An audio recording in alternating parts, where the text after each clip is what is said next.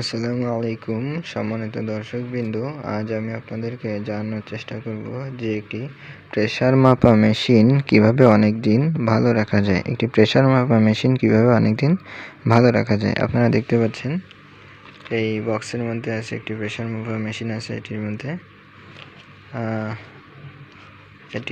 এই প্রেসার মাপা মেশিনটির দাম আপনারা দেখে নিন 1175 টাকা মেশিনের নাম। আর প্রেসার মাপা মেশিনের সাথে একটি স্টেথোস্কোপ তৈরি করা হয়। স্টেথোস্কোপ হলো একটি স্টেথোস্কোপ, সঠিক উচ্চারণ হলো স্টেথোস্কোপ। স্টেথোস্কোপ ঠিক আছে। এই স্টেথোস্কোপটি দরকার হয়। এটির দাম 380 টাকা। এই যে এটির দাম 380 টাকা। এটি এখন আমি আপনাদেরকে খুলে দেখাবো এক এক করে। এখন আমি প্রথমে স্টেথোস্কোপটি খুলে দেখাচ্ছি। এই যে স্টেথোস্কোপটি খুলে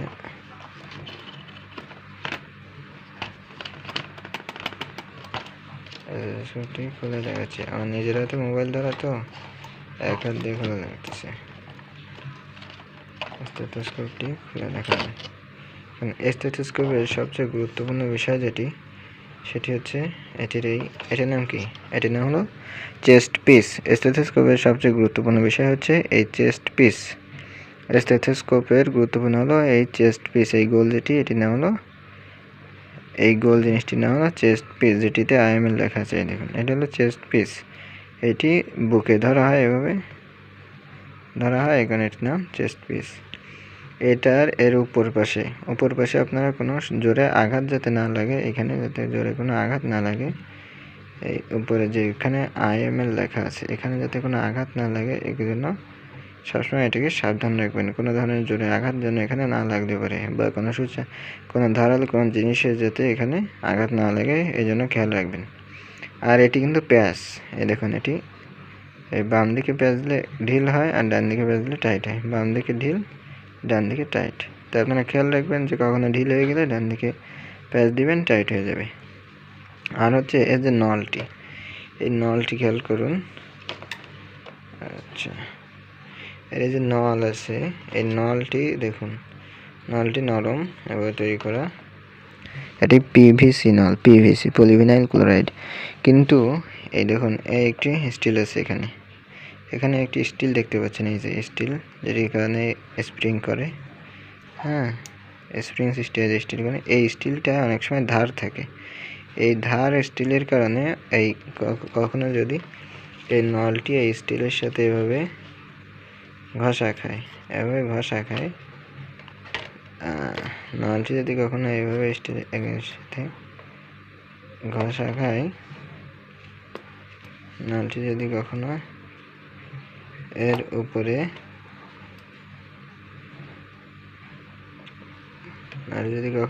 এভাবে ঘষা খায়, এরকমভাবে ঘষা খায়, তাহলে নলটি কেটে যাওয়ার সম্ভাবনা থাকে। অনেক ক্ষেত্রেই কেটে যায়। এভাবে মানুষের স্টেথোস্কোপগুলো নষ্ট হয়ে থাকে। আর দুইভাবে নষ্ট হয়। এক হলো নলগুলো এভাবে ঘষালে খেয়ে নলগুলো লিক হয়ে যায়।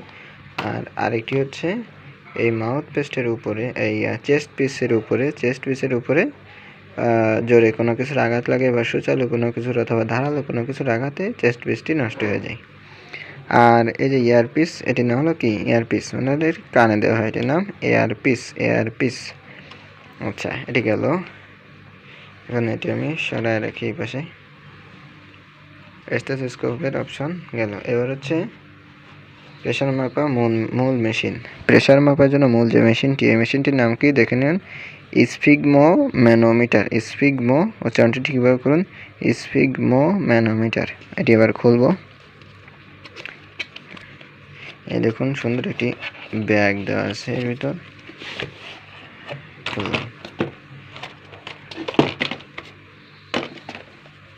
এই যে ব্যাগটি, এই ব্যাগের ভিতরেই মেশিনটি আছে।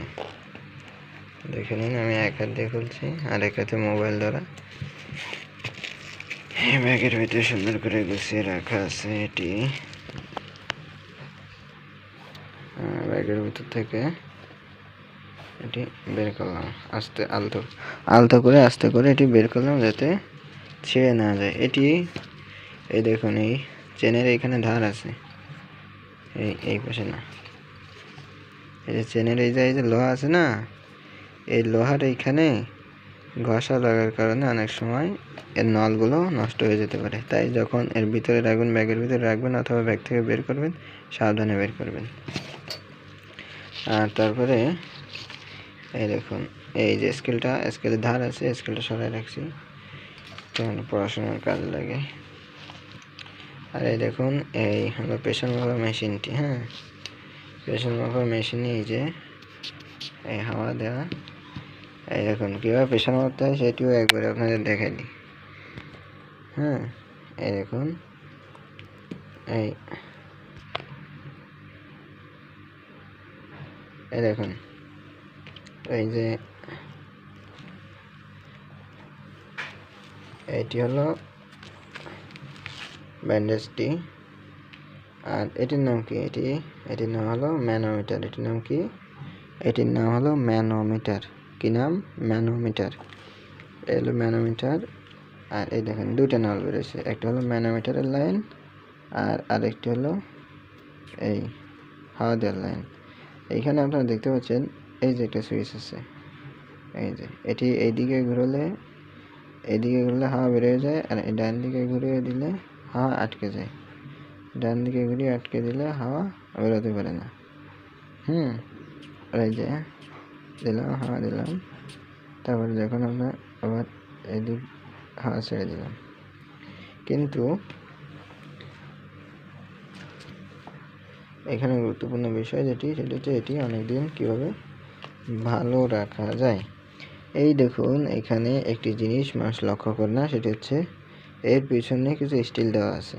এই দেখুন, এই স্টিল দেওয়া আছে, এই স্টিলগুলোতে অনেক ধার আছে। এখানে যদি কখনো কোনো অবস্থাতেই এই নলটি এভাবে লেগে যায়, তাহলে নলটি ছিঁড়ে যাবে। কিন্তু এই দেখুন আমি কিভাবে বুদ্ধি করেছি। এইখানে আমি পাইপ লাগিয়ে দিয়েছি, এই যে এই পাইপ লাগিয়ে দিয়েছি। এই পাইপ আমি কোথায় পেয়েছি? এই পাইপ হলো এই যে আপনারা ম্যাঙ্গো জুস বা অন্য কিছু খেলে সাথে একটি পাইপ দেয়, সেই পাইপ ছোট করে কেটে আমি এই জায়গায় লাগিয়ে দিয়েছি। আর এই যে এই পিছনের অংশে আর একটি আছে, এই যে চাপ দিতে হয়। হ্যাঁ, এই যে পিছনের এটিতেও ধার আছে, এটির দুই পাশে ধার ছিল, আমি এখানে পাইপ লাগিয়ে দিয়েছি। কোন পাইপ লাগিয়ে দিয়েছি? দেখেন, আমি দেখাচ্ছি কোন পাইপ লাগাইছি। এই দেখেন, এই যে লেবেলিংয়ের জন্য যে পাইপ মানুষ ব্যবহার করে, লেবেলিং, যে নরম পাইপ ব্যাখ্যা করা যায় ইচ্ছা মতো, এই নরম পাইপের এক মাথার থেকে এই মাথা থেকে সামান্য একটা অংশ আমি কেটে নিয়ে কেসে দিয়ে কেটে নিয়ে ওইখানে আস্তে করে লাগিয়ে দিয়েছি, দেখতে পেলেন।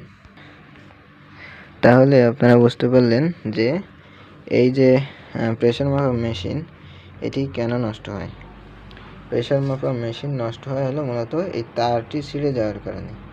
এই তারটি কোনো অবস্থায় যদি লিক হয়ে যায়, কীভাবে হয়? অন্য কোনো ধারালো জিনিস এখানে আঘাত লাগে, কিংবা এর পিছনে এটি যথেষ্ট অস্ত্রের মতো কাজ করে। এমন ধার এখানে থাকে যে একটু ঘষা লাগলেই কেটে যেতে পারে। এটি পিভিসি পাইপ, নরম PVC pipe, polyvinyl chloride pipe, কিন্তু এর পিছনে এমন ধার যে ওটা যদি লাগে তাহলে কেটে যাবে। এই কারণে আপনারা আমার মতো এভাবে পাইপ লাগিয়ে দেবেন। আর একই সাথে আমি আপনাদেরকে দেখিয়ে দিই কীভাবে সঠিকভাবে প্রেশার মাপতে হয়। সর্বপ্রথম আপনি মনে করেন রোগীর হাতে, এটা মনে করেন এই বক্সটা আমি রোগীর হাতের মতো ব্যবহার করছি। রোগীর হাতে আপনি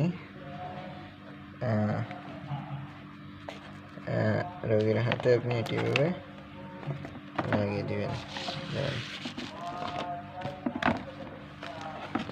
এই দেখুন, হচ্ছে এটিকে দেখুন আমি রোগীর হাতের মতো ব্যবহার করছি, ঠিক আছে? এটা মনে করেন রোগীর হাত। হ্যাঁ, এটি এই যে পাশে নল থাকবে ওই পাশটি নিচে থাকবে, নল যে জায়গাতে বেরিয়েছে ওই পাশটি নিচে থাকবে। আর এখন বাকি পাশটি এভাবে এনে এই যে উপরে দিয়ে দিতে হবে। বাকি পাশটি উপরে এনে এভাবে দিয়ে দিতে হবে। আর এই যে এইটি দেখাইছি আপনাদের হলো আস্তে, এই যে স্টেথোস্কোপের এই এয়ারপিসটি আপনারা কানে দিবেন, এয়ারপিসটি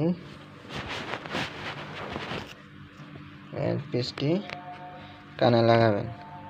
আর এর এই যে বিপরীত যে চেস্ট পিস বা বুকের পিস, চেস্ট পিস এটি এই নিচে কোন জায়গায় দিবেন, মানুষের হাতের, দেখুন মানুষের এমন কোনো আমার হাতের এই দেখতে পাচ্ছেন এই যে এইখানটায় এই যে জায়গাটা ভাঁজ হচ্ছে না, এই যে 3-4 আঙ্গুল উপরে এটি পরাবেন, পরিয়ে তার নিচে এরকম এই নলের পাশে দেবেন।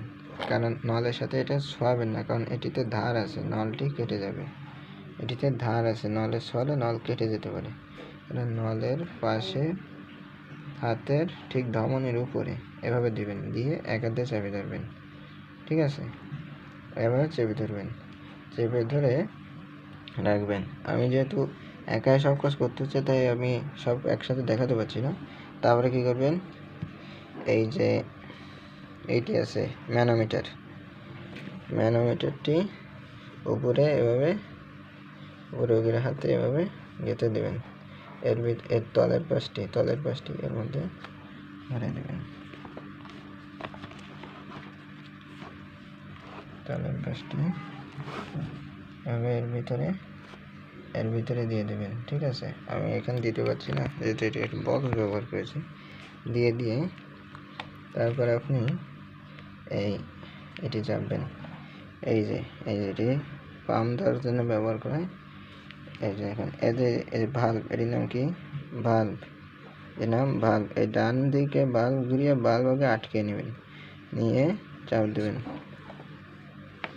দেখুন ম্যানোমিটার দিক তাকাবেন, আর ম্যানোমিটারটি কাজ হয়ে যাচ্ছে। ম্যানোমিটার দূর, হ্যাঁ ম্যানোমিটার দিক দেখবেন। এটি এভাবে ধরবেন যে বুড়ো আঙ্গুল দিয়ে নিয়ন্ত্রণ করা যায়। হ্যাঁ, চাপ দেবেন, দেখবেন ম্যানোমিটারে কাটা ওঠে কিনা।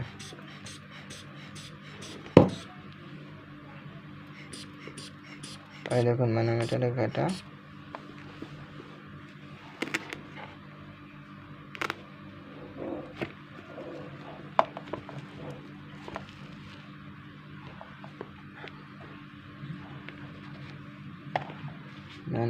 কাটা এভাবে উপরে উঠবে।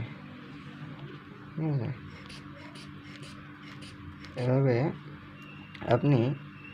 এভাবে দেখবেন, যখন আপনি শব্দ শুনতে পাবেন